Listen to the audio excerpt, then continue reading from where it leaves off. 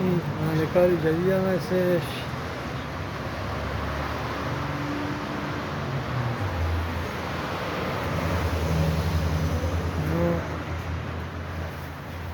هایپر میوه سلیمی داریم اینجا کار میکنیم فعلا.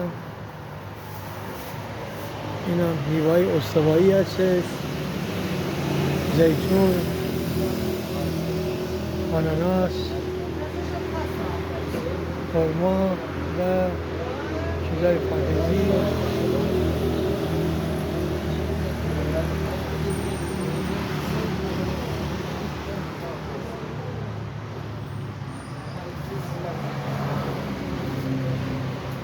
امروز چهارشنبه، اولین روز کاری من هستش.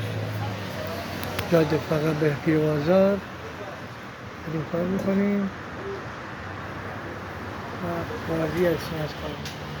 خدای شکر اولین روز کار من هستش. یا علی قربون شما، خدا حافظ.